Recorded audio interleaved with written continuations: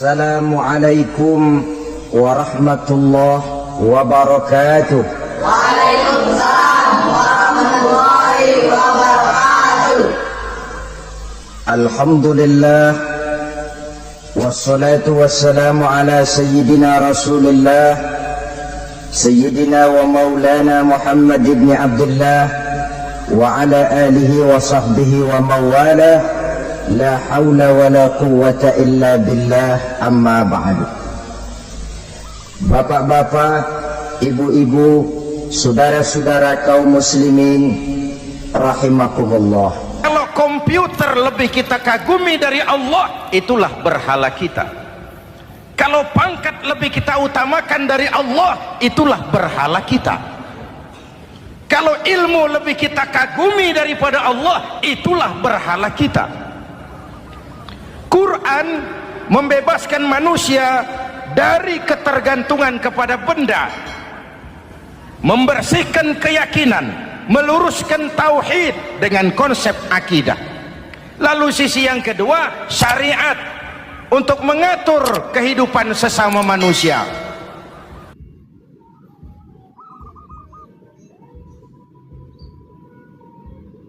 Bicara keagungan Ramadan yang ditandai tiga hal.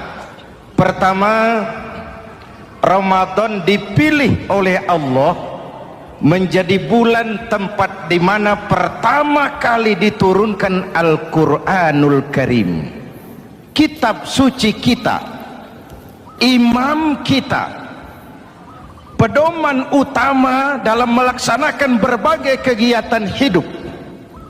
Pertama, ia berisi akidah yang tujuannya menyelamatkan manusia dari ketergantungan kepada benda, menyelamatkan manusia dari kemusyrikan, baik syirik yang jali maupun syirik yang khafi.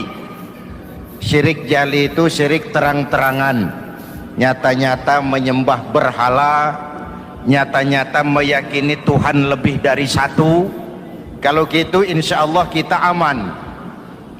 Tapi ada syirik khafi, syirik yang tersembunyi, menjadikan yang selain Allah sebagai tujuan akhir dari seluruh kegiatan hidup. Itu syirik khafi. Saya sejak pakai cincin ini rezeki lancar. Cincin. Saya sejak pakai gesper ini, jangan anak gadis, nenek-nenek ngelihat saya lemes. Gesper ini sejak ada perkutut di rumah ini, bisnis bagus. Perkutut. Kalau komputer lebih kita kagumi dari Allah, itulah berhala kita. Kalau pangkat lebih kita utamakan dari Allah, itulah berhala kita. Kalau ilmu lebih kita kagumi daripada Allah, itulah berhala kita. Quran membebaskan manusia dari ketergantungan kepada benda, membersihkan keyakinan, meluruskan tauhid dengan konsep akidah. Lalu sisi yang kedua, syariat untuk mengatur kehidupan sesama manusia. Selama ini kalau mendengar syariat, yang terbayang oleh kita kan yang serem-serem, dan memang diopinikan sedemikian rupa. Padahal watak syariat itu pertama, al-musawat bainan nas fi takalifil ahkam. Ini watak syariat Islam. Semua manusia sama dalam berhadapan dengan hukum Allah. Semua manusia sama. Bukankah ini yang kita perjuangkan dengan tuntutan keadilan? Supaya di Republik ini jangan ada warga negara kelas 1. Supaya di Republik ini jangan ada yang kebal hukum. Supaya di Republik ini hukum jangan seperti pisau, tajam ke bawah tapi tumpul ke atas. Syariat mengajarkan al-musawat bainan nas fi takalifil ahkam. Semua manusia sama dalam berhadapan dengan hukum Allah. Ketika mengajarkan orang beramal, Rasulullah kepada putri kesayangan beliau sendiri berkata, i'mali ya Fatimah, i'mali fa inni la ughni anki minallahi syai'a. Fatimah, beramal kau. Fatimah, salat. Fatimah, puasa. Fatimah, haji. Kalau kau tidak beramal, aku ayahmu Rasulullah tidak akan sanggup membelamu di akhirat nanti. Inilah watak syariat. Tidak mentang-mentang anak kesayangan lalu ada jaminan, sudah Fat, kamu nggak sholat nggak apa-apa, nanti di akhirat ada papi. Tidak. Semua manusia sama dalam berhadapan dengan hukum. Andai kata Fatimah putri Muhammad mencuri, tidak usah orang lain, Muhammad sendiri yang akan memotong tangannya. Bukankah keadilan macam ini yang kita harapkan? Cuma sayang, selama ini banyak kita mengenal Islam seperti orang buta kenal gajah. Ada 3 orang buta dilepas ke kebun binatang, disuruh kenal gajah. Saya yakin laporannya lain-lain.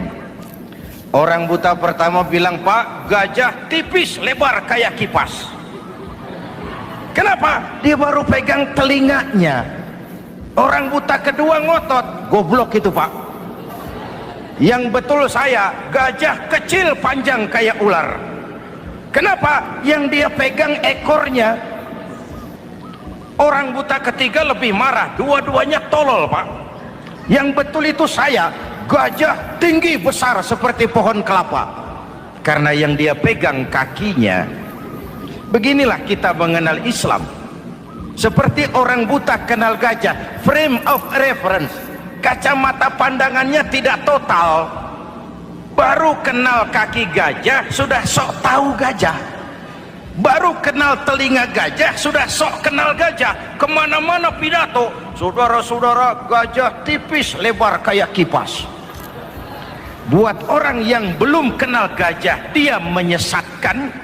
Buat orang yang sudah tahu gajah, senyum di kulum. Oh, kau baru kenal kupingnya kok. Begitulah kadang-kadang kita baca Quran, ayatnya yang keras. Kesannya Islam itu sangar, Islam itu sadis, Islam itu perang. Di sisi lain ada yang adem, sejuk, lalu lahir generasi feminim. Buat saya yang terpenting semua kita perlu. Rasul mengajarkan, la takun ratban fatuksara wala yabisan fatuksara. Jangan lemah nanti kau diinjak orang, tapi jangan keras nanti kau dipatahkan orang. Hadirin yang saya hormati, lalu syariat juga punya at-tadrij fit tasri', tahapan dalam melaksanakan syariat.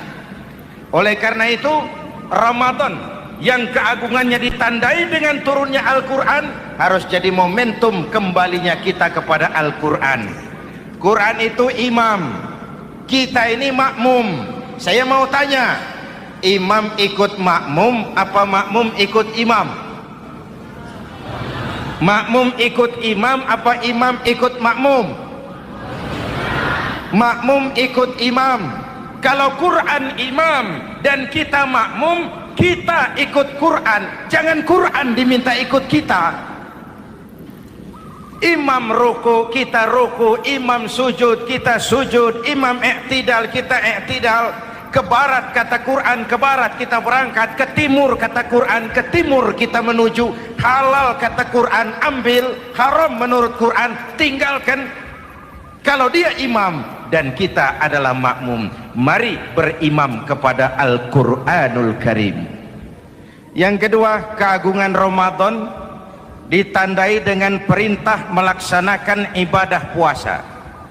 Para ulama menyebut puasa itu ibadah sirriyah, ibadah rahasia, ibadah abstrak, tidak ada unsur sugesti. Kalau kita sholat orang lihat, kita sedekah orang tahu, kita pergi haji satu kampung nganter, kita puasa cuma kita dan Allah. Pura-pura sholat ketahuan Pak, pura-pura sedekah nggak bisa dong, apa yang disedekahin. Pura-pura haji kemana perginya? Tapi pura-pura puasa gampang. Keluar rumah bibir lap yang kering, jalan lemesin dikit, ada angin miring, lemes amat puasa. Sirriyah, abstrak. Ibadah lain bisa dinilai, wah itu teman kita sodakohnya berani ya. Kok tahu kamu? Kelihatan dari jumlahnya. Itu sholatnya khusyuk ya. Kok ngerti kamu? Kelihatan dari geraknya. Tetangga sebelah itu rasa-rasanya hajinya mabrur ya. Kok ngerti kamu? Kelihatan dari tingkah lakunya setelah pulang haji. Kalau yang sebelah lagi itu haji tomat. Di Mekah tobat sampai kampung kumat. Ibadah lain kelihatan bisa dinilai, tapi puasa tidak bisa dinilai. Belum pernah saya dengar orang bilang teman kita puasanya mantap betul ya. Kok tahu kamu? Beludah terus. Nggak ada hubungannya.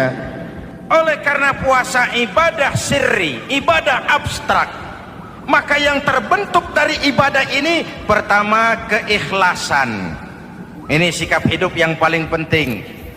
Orang lain mau puji atau tidak bukan soal. Orang lain mau dengar atau tidak bukan soal. Ini urusan saya dengan Allah. Dari ibadah sirri seperti ini terbentuk keikhlasan, dan itu penting. Ikhlas. Saya menyantuni yatim bukan karena disorot TV, bukan karena masuk majalah, bukan karena dimuat koran, karena Allah. Berpakaian ikhlas.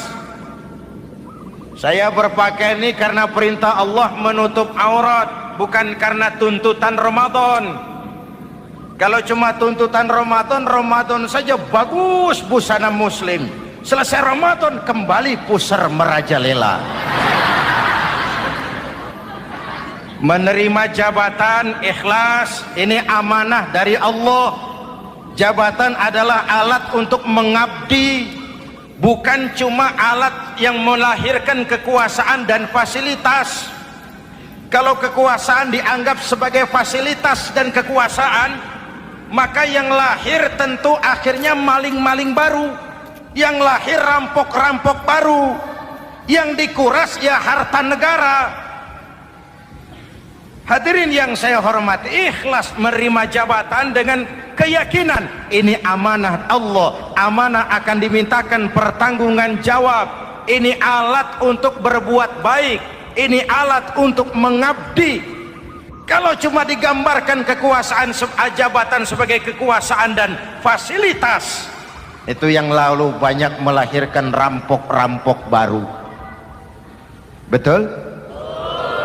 Iya, kalau jabatan kan gajiannya jelas.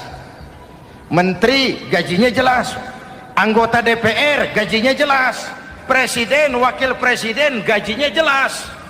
Tetapi ketika fasilitas dan kekuasaan banyak memberikan hasil, jangan heran lalu muncul penjarahan terhadap kekayaan-kekayaan yang justru merupakan milik rakyat.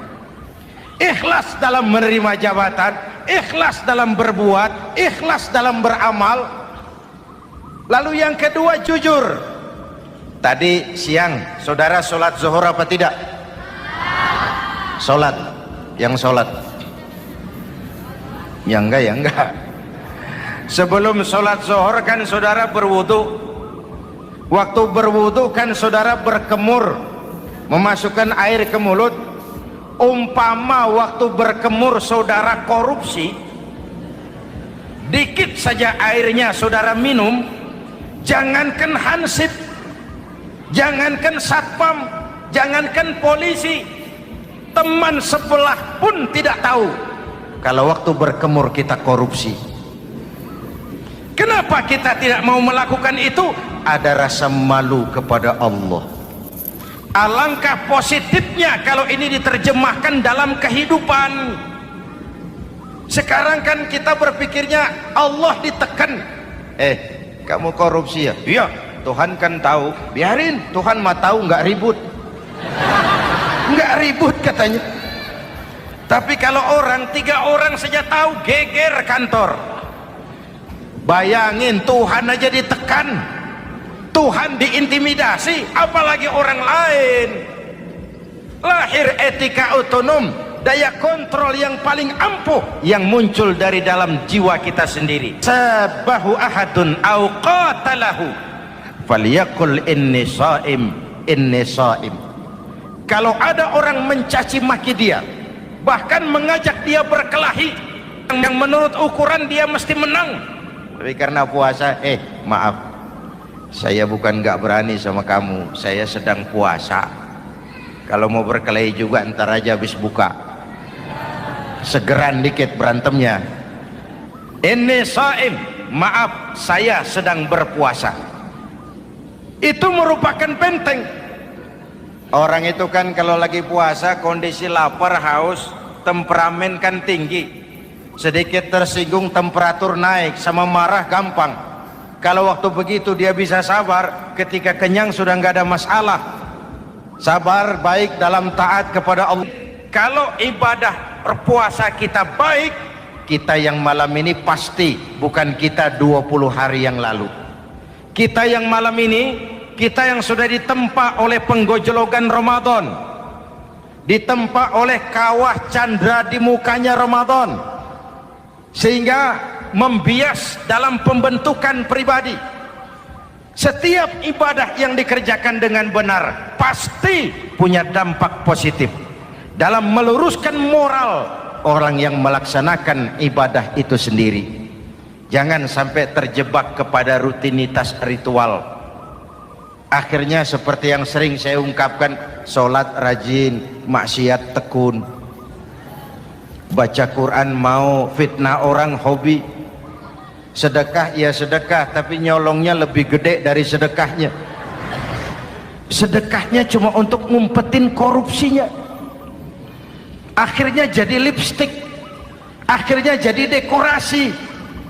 Setiap ibadah yang dikerjakan dengan benar punya dampak positif dalam meluruskan moral dan memperbaiki akhlak orang yang melaksanakan ibadah itu sendiri. Begitulah Ramadan, ada pelaksanaan ibadah puasa. Dan untuk puasa Nabi bersabda, lis-shaimi farhatani, farhatun indal iftar wa farhatun inda liqa'i rabbih. Buat orang yang berpuasa ada 2 kegembiraan yang tidak dimiliki oleh yang tidak melaksanakan puasa. 2 kegembiraan. Pertama, farhatun indal iftar, kegembiraan menjelang saat-saat berbuka.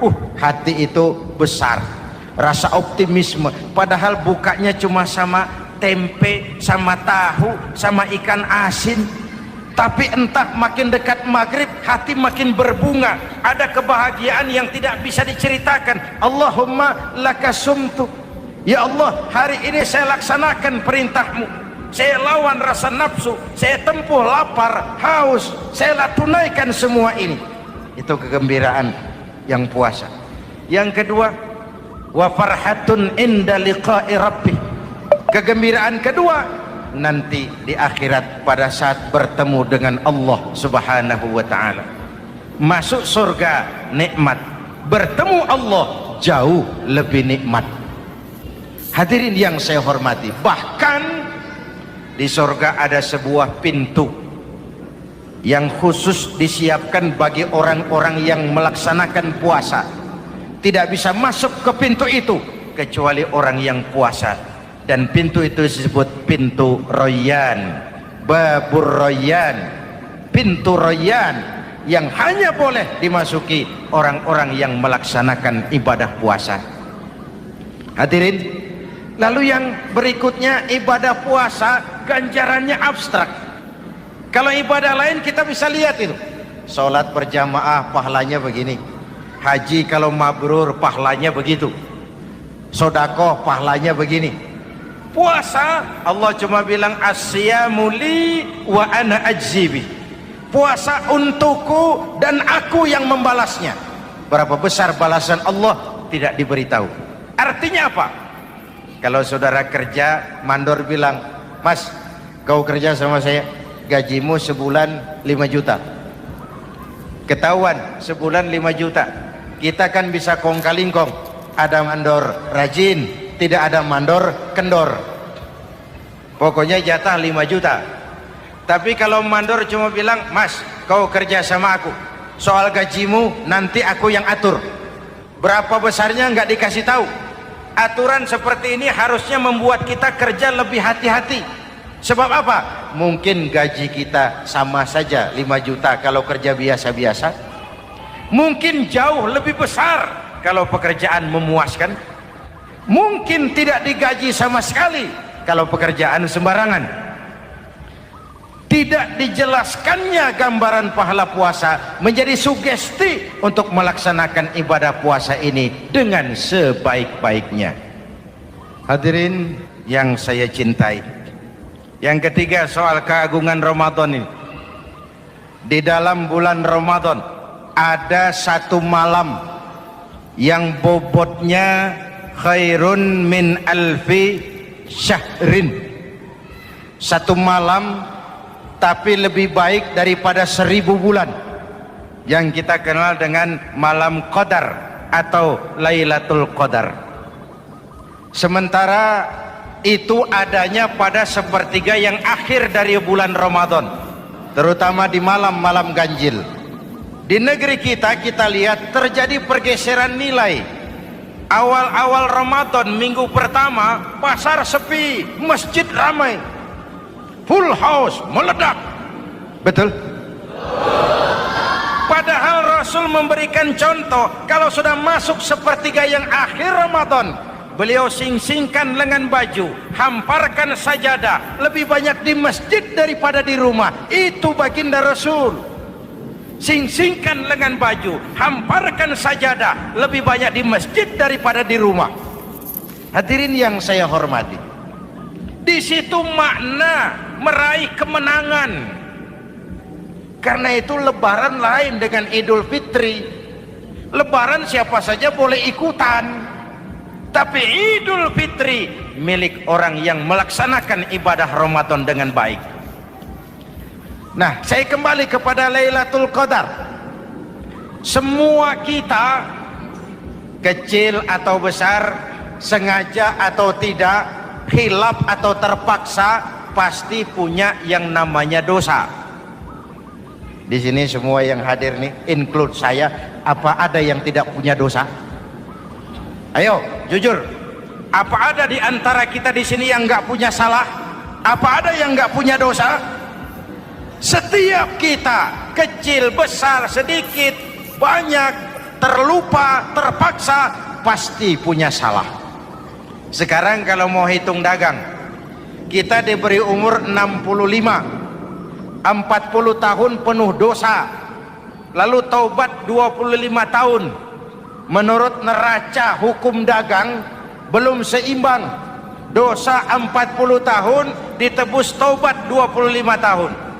Menurut neraca hukum dagang. Untung Allah tidak dagang-dagangan kepada kita. Di Ramadan ini Allah ngobrol pahala. Di Ramadan ini Allah membuka pintu rahmah yang seluas-luasnya.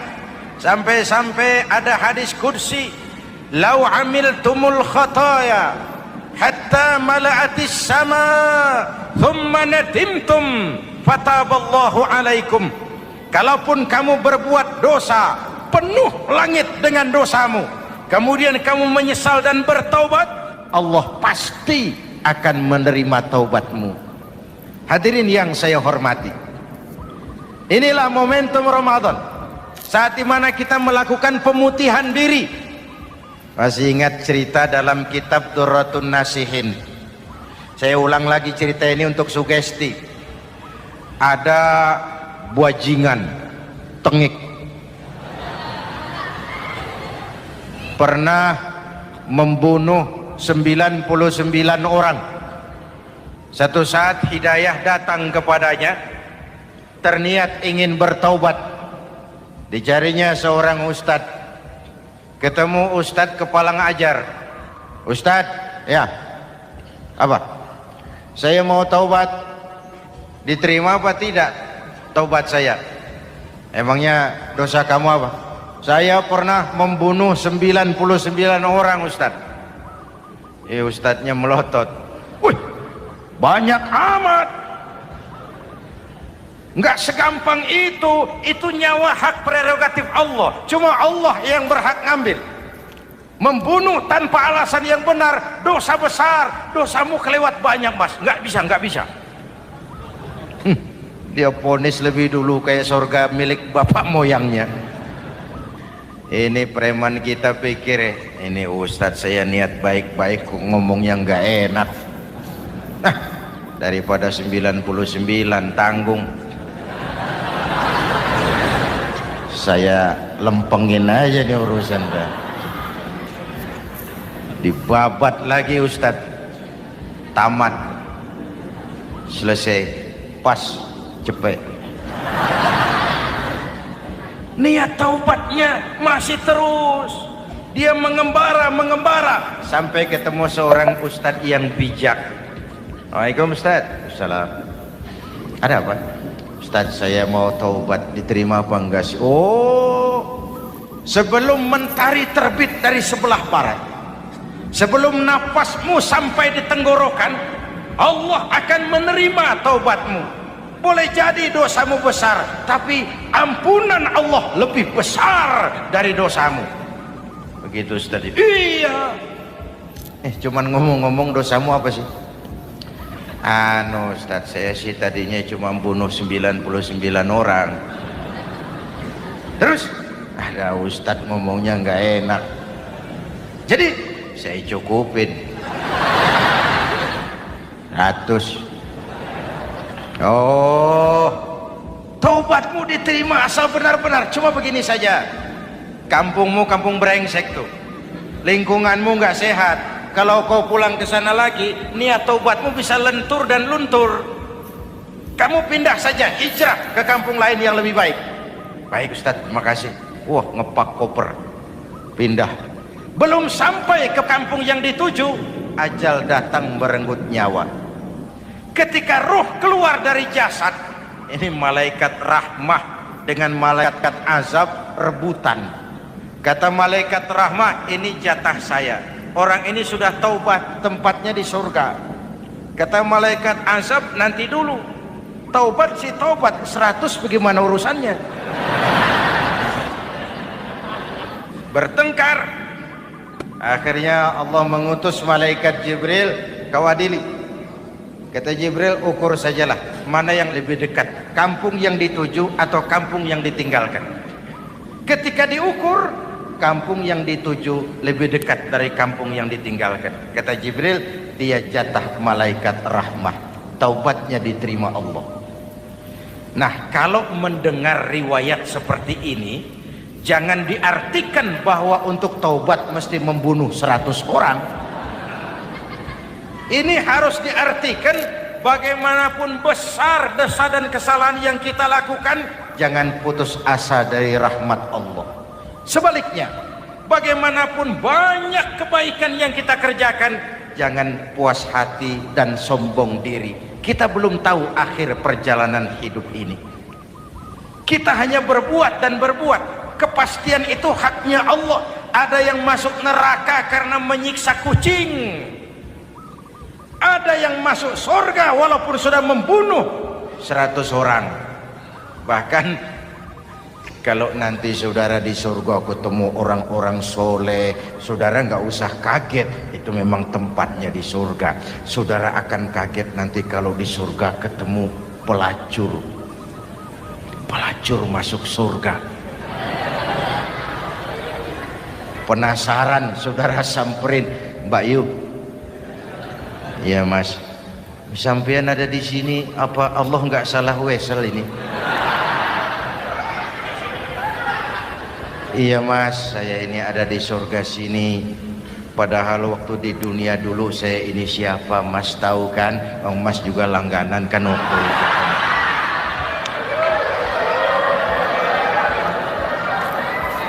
Tapi terus terang saja Mas, waktu di dunia itu saya terpaksa betul. Sejak lahir saya sudah yatim piatu. Sejak kecil sudah yatim piatu. Ada tetangga saya muslim sedikit kaya tapi pelitnya 17 setan. Akhirnya demi tuntutan perut saya merantau ke kota besar. Ada yang nolong, katanya kerjanya ringan, uangnya lumayan. Apa? Ya itu.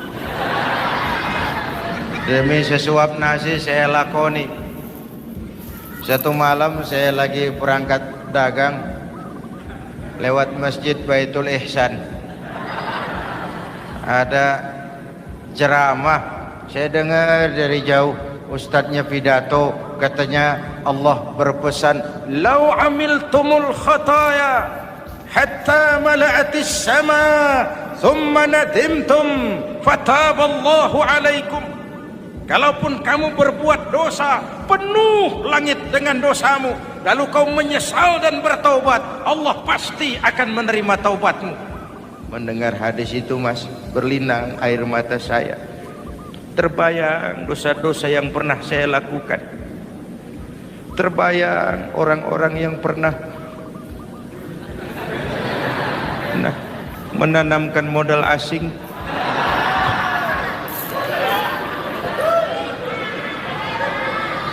Dikala itu hidayah datang, saya niat taubat pulang kampung mas, mudik. Lagi ngepak koper mau mudik, tamu datang, saya bilang mulai malam ini saya berhenti dagang. Taubat saya sebenar-benarnya, taubat saya diterima Allah, walaupun mampir dulu, transit dulu di tempat lain. Akhirnya saya sampai juga ke sini. Inilah Ramadan. Orang baik bukan orang yang tidak pernah salah, karena tidak ada orang yang tidak pernah salah. Orang baik kalau dia berbuat salah, dia segera sadar, dijadikannya sebagai pelajaran untuk tidak diulanginya lagi di masa yang akan datang. Maka Nabi berpesan, tuba liman syaghalahu aibuhu an uyubin nas. Beruntung benar orang yang kekurangan dirinya menyebabkan dia sibuk sampai tidak sempat mencari-cari kekurangan orang lain. Tapi celaka benar orang yang terlalu sibuk mencari-cari kekurangan orang lain sampai lupa dengan kekurangan dirinya sendiri. Hadirin, karena itu menurut Al-Imamul Ghazali, Lailatul Qadar itu malam istimewa. Adanya pada sepertiga yang akhir di malam-malam ganjil, 21, 23, 25, 27, 29. Tetapi yang ingin mendapatkan Lailatul Qadar harus berjaga-jaga sejak awal Ramadan. Nggak bisa pakai ilmu ngancem. Wah ini 21 malam nih, nggak keluar-keluar dari masjid. 22 libur, 23 absen lagi. Nggak bisa seperti itu. Ingin mendapatkan Lailatul Qadar harus berjaga-jaga sejak awal Ramadan. 1000 bulan, kira-kira 83 tahun. Rata-rata umur orang sekarang kita ini jarang yang sampai 83. Jarang. Kalau menyontoh Rasul, jatah kita 63. Hadirin yang saya hormati, sehingga dikatakan itulah fasilitas yang diberikan Allah kepada umat Muhammad ini. Walaupun umurnya relatif pendek, tapi amaliyahnya tidak kalah dengan umat zaman dulu. Benar, Nabi Nuh umurnya 950 tahun. Ibadah umatnya berarti panjang, tetapi mereka tidak ada Lailatul Qadarnya. Benar, Nabi Adam umurnya panjang, 2000 tahun, umatnya rata-rata sekian, tetapi tidak ada nilai tambah yang diberikan Allah kepada mereka. Kita umat Muhammad ini umur relatif pendek. Kalau nyontoh Nabi 63 tahun, betul. Tapi bayangkan, ada Lailatul Qadar yang nilainya khairun min alfi syahrin, lebih baik daripada 1000 bulan, dan 1000 bulan 83 tahun. Kalau 10 tahun berturut-turut memanfaatkan Lailatul Qadar, maka artinya umur kita sudah sama dengan umur umat Nabi Nuh alaihi salam. Kualitas ibadahnya yang saya maksud. Tugas kita memanfaatkan peluang-peluang seperti ini dan mengisinya dengan berbagai kegiatan-kegiatan ibadah. Mumpung Allah menyediakan itu buat kita bersama. Tahun depan nggak ada jaminan kita ketemu Ramadan lagi. Karena itu mumpung senyampang ini diberikan kesempatan memasuki minggu-minggu 10 yang terakhir dari Ramadan. Sing-singkan lengan baju, hamparkan sajadah, dan berusaha lebih banyak di masjid daripada di rumah. Hadirin yang saya hormati, dari pembicaraan singkat yang saya sampaikan, Ramadan menjadi agung oleh karena 3 hal. Pertama, ia dipilih menjadi bulan tempat di mana pertama kali diturunkan ayat-ayat suci Al-Quran. Karenanya Ramadan disebut juga sebagai Syahrul Quran, bulan Al-Quran. Karenanya Ramadan juga kita lebih intens memasuki kehidupan Al-Quran sebagai makmum dan kita sebagai imam. Jika Quran adalah imam dan kita adalah makmum, maka konsekuensinya makmum harus ikut imam, bukan imam yang ikut makmum. Yang kedua, keagungan Ramadan ditandai dengan pelaksanaan ibadah puasa. Setiap ibadah yang dikerjakan dengan benar pasti punya dampak dalam memperbaiki moral, meluruskan akhlak orang yang melaksanakan ibadah itu sendiri. Maka bulan suci Ramadan menjadilah kawah candra di muka, menjadi bulan training, bulan latihan. Saya sering ibaratkan, Mike Tyson masuk latihan, keluar latihan, tindunya makin hebat. Hewitt masuk latihan, keluar latihan, tenisnya makin canggih. Zinedine Zidane masuk latihan, keluar latihan, sepak bolanya makin hebat. Kalau latihan tiap hari, main kalah terus, orang kan ngomong, buat apa latihan? Kita sebulan penuh latihan supaya bulan-bulan sesudah Ramadan nanti kita jangan sampai kalah dalam permainan hidup ini. Hidup ini kan permainan. Ada yang sekarang ini main sebagai pedagang, main sebagai pejabat, main sebagai pengusaha, main sebagai seniman. Hidup ini permainan. Wa mal hadhil hayatud dunya illa lahwun wa la'ib. Ini cuma permainan. Senarionya sudah ditetapkan oleh sang sutradara Allah Azza wa Jalla. Ini permainan saja. Maka bermainlah sesuai dengan aturan main. Karena hidup memang permainan. Tapi jangan main-main. Walaupun ini permainan, bermainlah dengan benar. Jangan main-main. Kalau main-main, kalah. Sepak bola permainan, main-main kalah. Bulu tangkis permainan, main-main kalah. Hidup ini permainan, main dengan benar, main sesuai dengan aturan main, main-main kalah. Hadirin yang saya hormati, karena itu 1 bulan untuk menghadapi 11 bulan sesudahnya. Yang ketiga, ditandai keagungan Ramadan dengan ada nuzulul Quran. Diberikan Allah kepada siapa saja yang dikehendakinya. Semoga ibadah yang sudah kita kerjakan kiranya diterima Allah. Yang masih akan kita kerjakan, diberikan kita kekuatan zahir dan batin untuk dapat melaksanakannya dengan sebaik-baiknya.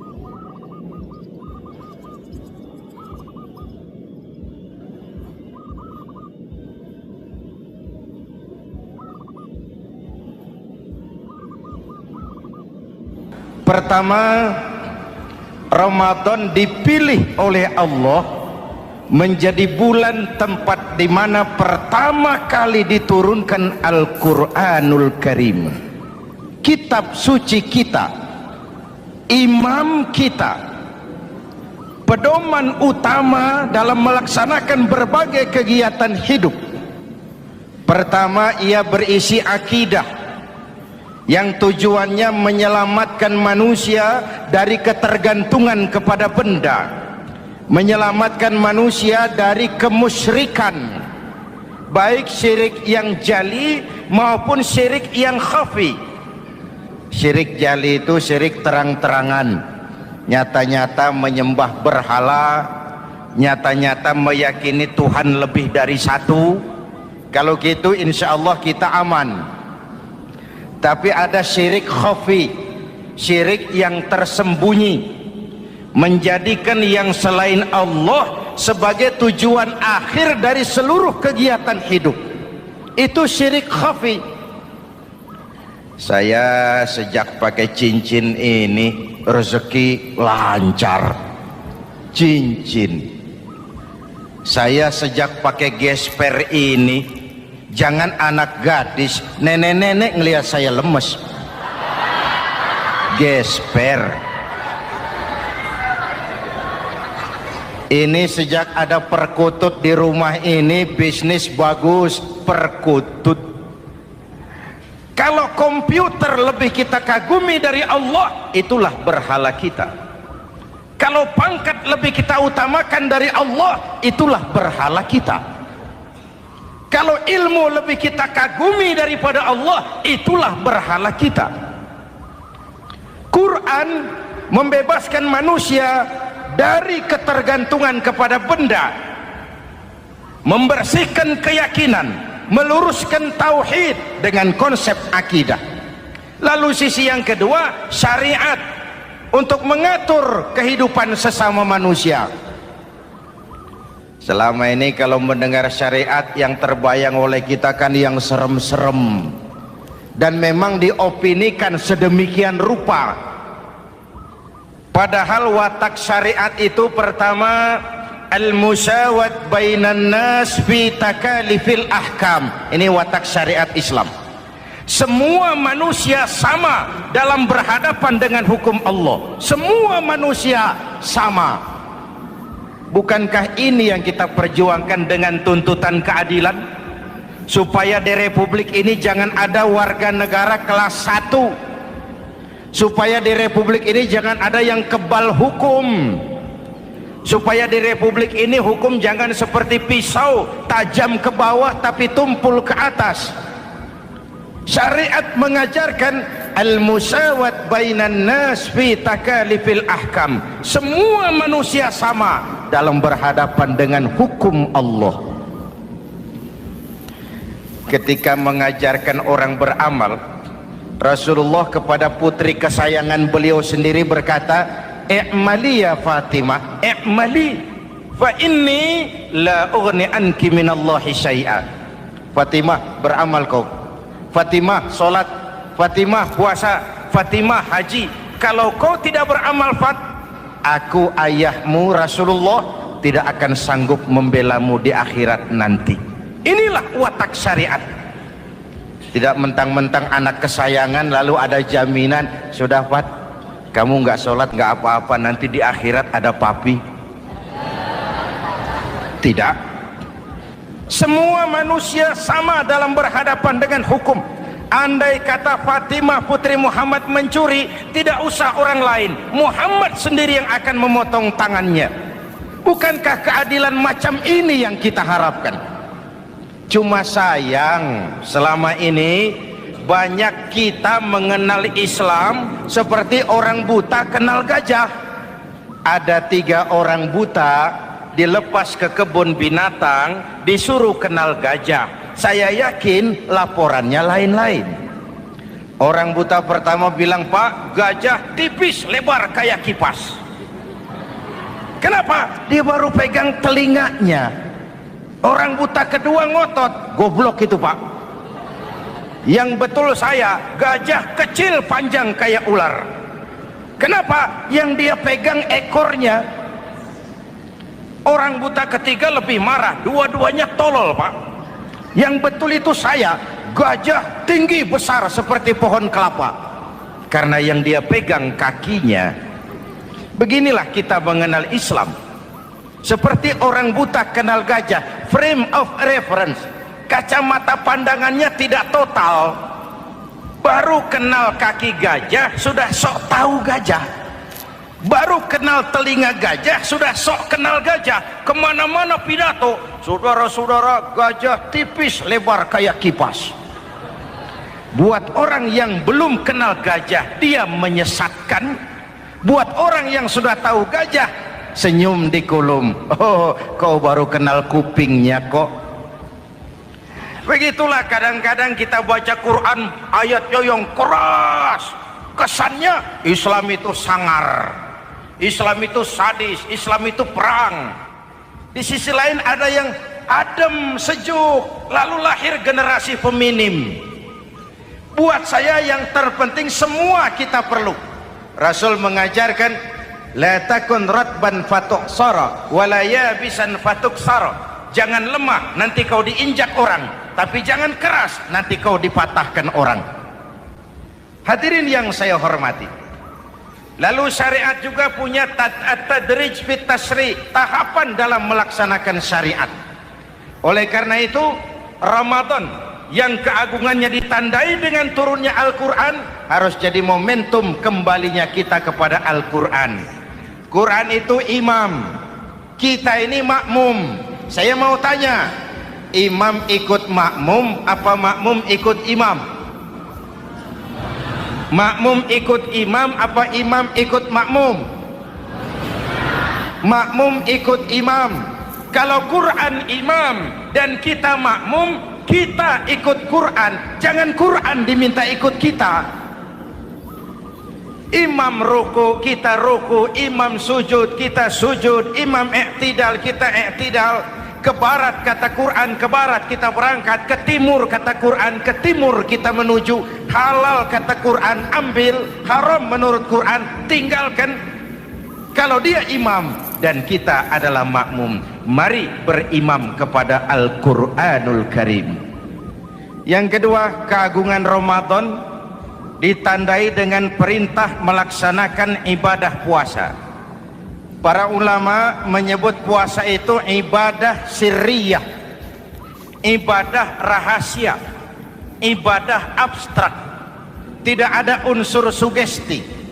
Kalau kita sholat, orang lihat. Kita sedekah, orang tahu. Kita pergi haji, satu kampung nganter. Kita puasa, cuma kita dan Allah. Pura-pura sholat ketahuan, Pak. Pura-pura sedekah nggak bisa dong, apa yang disedekahin. Pura-pura haji kemana perginya? Tapi pura-pura puasa gampang. Keluar rumah bibir lap yang kering, jalan lemesin dikit, ada angin miring, lemes amat puasa. Sirriyah, abstrak. Ibadah lain bisa dinilai, wah itu teman kita sodakohnya berani ya. Kok tahu kamu? Kelihatan dari jumlahnya. Itu sholatnya khusyuk ya. Kok ngerti kamu? Kelihatan dari geraknya. Tetangga sebelah itu rasa-rasanya hajinya mabrur ya. Kok ngerti kamu? Kelihatan dari tingkah lakunya setelah pulang haji. Kalau yang sebelah lagi itu haji tomat. Di Mekah tobat sampai kampung kumat. Ibadah lain kelihatan bisa dinilai, tapi puasa tidak bisa dinilai. Belum pernah saya dengar orang bilang, teman kita puasanya mantap betul ya. Kok tahu kamu? Beludah terus. Nggak ada hubungannya. Oleh karena puasa ibadah sirri, ibadah abstrak, maka yang terbentuk dari ibadah ini pertama keikhlasan. Ini sikap hidup yang paling penting. Orang lain mau puji atau tidak bukan soal. Orang lain mau dengar atau tidak bukan soal. Ini urusan saya dengan Allah. Dari ibadah sirri seperti ini terbentuk keikhlasan, dan itu penting. Ikhlas. Saya menyantuni yatim bukan karena disorot TV, bukan karena masuk majalah, bukan karena dimuat koran, karena Allah. Berbagai fasilitas.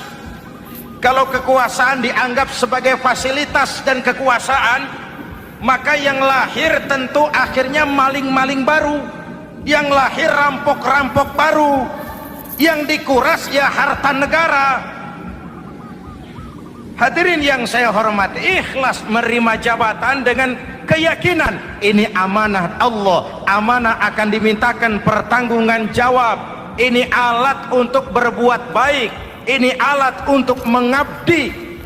Kalau cuma digambarkan kekuasaan jabatan sebagai kekuasaan dan fasilitas, itu yang lalu banyak melahirkan rampok-rampok baru. Betul? Iya, kalau jabatan kan gajiannya jelas, menteri gajinya jelas, anggota DPR gajinya jelas, presiden, wakil presiden gajinya jelas. Tetapi ketika fasilitas dan kekuasaan banyak memberikan hasil, jangan heran lalu muncul penjarahan terhadap kekayaan-kekayaan yang justru merupakan milik rakyat. Ikhlas dalam menerima jabatan, ikhlas dalam berbuat, ikhlas dalam beramal. Lalu yang kedua, jujur. Tadi siang saudara sholat zuhur apa tidak? Sholat. Yang sholat? Ya enggak. Sebelum sholat zuhur kan saudara berwudu. Waktu berwudu kan saudara berkemur, memasukkan air ke mulut. Umpama waktu berkemur saudara korupsi, dikit saja airnya saudara minum, jangankan hansip, jangankan satpam, jangankan polisi, teman sebelah pun tidak tahu kalau waktu berkemur kita korupsi. Kenapa kita tidak mau melakukan itu? Ada rasa malu kepada Allah. Alangkah positifnya kalau ini diterjemahkan dalam kehidupan. Sekarang kan kita berpikirnya Allah ditekan. Kamu korupsi ya? Iya, Tuhan kan tahu. Biarin, Tuhan mah tahu, nggak ribut. Nggak ribut katanya. Tapi kalau 3 orang saja tahu, geger kantor. Bayangin, Tuhan aja ditekan, Tuhan diintimidasi, apalagi orang lain. Lahir etika otonom, daya kontrol yang paling ampuh yang muncul dari dalam jiwa kita sendiri. Sabahu ahadun au qatalahu falyaqul inni shaim, inni shaim. Kalau ada orang mencaci maki dia, bahkan mengajak dia berkelahi yang menurut ukuran dia mesti menang, tapi karena puasa, maaf, saya bukan nggak berani sama kamu, saya sedang puasa. Kalau mau berkelahi juga ntar aja habis buka, segeran dikit berantemnya. Ini shaim, maaf saya sedang berpuasa. Itu merupakan benteng. Orang itu kan kalau lagi puasa kondisi lapar, haus, temperamen kan tinggi, sedikit tersinggung temperatur naik, sama marah gampang. Kalau waktu begitu dia bisa sabar, ketika kenyang sudah nggak ada masalah. Sabar baik dalam taat kepada Allah. Kalau ibadah berpuasa kita baik, kita yang malam ini pasti bukan kita 20 hari yang lalu. Kita yang malam ini, kita yang sudah ditempa oleh penggojologan Ramadan, ditempa oleh kawah candra di mukanya Ramadan, sehingga membias dalam pembentukan pribadi. Setiap ibadah yang dikerjakan dengan benar pasti punya dampak positif dalam meluruskan moral orang yang melaksanakan ibadah itu sendiri. Jangan sampai terjebak kepada rutinitas ritual. Akhirnya seperti yang sering saya ungkapkan, sholat rajin, maksiat tekun, baca Quran mau, fitnah orang hobi, sedekah ya sedekah, tapi nyolongnya lebih gede dari sedekahnya. Sedekahnya cuma untuk ngumpetin korupsinya. Akhirnya jadi lipstik, akhirnya jadi dekorasi. Setiap ibadah yang dikerjakan dengan benar punya dampak positif dalam meluruskan moral dan memperbaiki akhlak orang yang melaksanakan ibadah itu sendiri.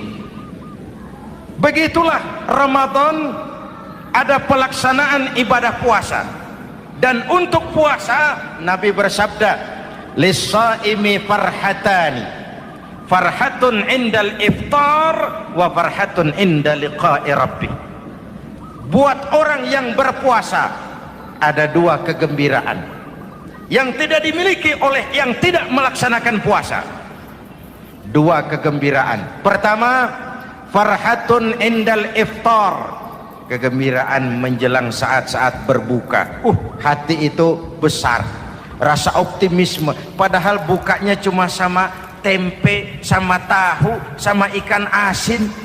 Tapi entah makin dekat maghrib hati makin berbunga, ada kebahagiaan yang tidak bisa diceritakan. Allahumma lakasumtu, ya Allah hari ini saya laksanakan perintahmu, saya lawan rasa nafsu, saya tempuh lapar, haus, saya tunaikan semua ini. Itu kegembiraan yang puasa. Yang kedua, wa farhatun inda liqa'i rabbih, kegembiraan kedua nanti di akhirat pada saat bertemu dengan Allah Subhanahu wa ta'ala. Masuk surga nikmat, bertemu Allah jauh lebih nikmat. Hadirin yang saya hormati, bahkan di surga ada sebuah pintu yang khusus disiapkan bagi orang-orang yang melaksanakan puasa. Tidak bisa masuk ke pintu itu kecuali orang yang puasa. Dan pintu itu disebut pintu Rayyan, Babur Rayyan, pintu Rayyan, yang hanya boleh dimasuki orang-orang yang melaksanakan ibadah puasa. Hadirin, lalu yang berikutnya ibadah puasa ganjarannya abstrak. Kalau ibadah lain kita bisa lihat itu, sholat berjamaah pahalanya begini, haji kalau mabrur pahalanya begitu, sedekah pahalanya begini. Puasa Allah cuma bilang as-siyamu li wa ana ajzibi, puasa untukku dan aku yang membalasnya. Berapa besar balasan Allah tidak diberitahu. Artinya apa? Kalau saudara kerja, mandor bilang, mas kau kerja sama saya, gajimu sebulan 5 juta, ketahuan sebulan 5 juta, kita kan bisa kong kaling kong, ada mandor rajin, tidak ada mandor kendor, pokoknya jatah 5 juta. Tapi kalau mandor cuma bilang, mas kau kerja sama aku, soal gajimu nanti aku yang atur, berapa besarnya nggak dikasih tahu. Aturan seperti ini harusnya membuat kita kerja lebih hati-hati. Sebab apa? Mungkin gaji kita sama saja 5 juta kalau kerja biasa-biasa, mungkin jauh lebih besar kalau pekerjaan memuaskan, mungkin tidak digaji sama sekali kalau pekerjaan sembarangan. Tidak dijelaskannya gambaran pahala puasa menjadi sugesti untuk melaksanakan ibadah puasa ini dengan sebaik-baiknya. Hadirin yang saya cintai, yang ketiga soal keagungan Ramadan ini. Di dalam bulan Ramadan ada satu malam yang bobotnya khairun min alfi syahrin, satu malam tapi lebih baik daripada 1000 bulan, yang kita kenal dengan malam Qadar atau Lailatul Qadar. Sementara itu adanya pada sepertiga yang akhir dari bulan Ramadan, terutama di malam-malam ganjil. Di negeri kita lihat terjadi pergeseran nilai. Awal-awal Ramadan minggu pertama pasar sepi, masjid ramai, full house, meledak. Betul? Padahal Rasul memberikan contoh, kalau sudah masuk sepertiga yang akhir Ramadan, beliau sing-singkan lengan baju, hamparkan sajadah, lebih banyak di masjid daripada di rumah. Itu baginda Rasul. Sing-singkan lengan baju, hamparkan sajadah, lebih banyak di masjid daripada di rumah. Hadirin yang saya hormati, terima kasih atas segala perhatian, mohon maaf atas segala kekurangan. Wabillahi taufiq wal hidayah. Wassalamualaikum warahmatullahi wabarakatuh.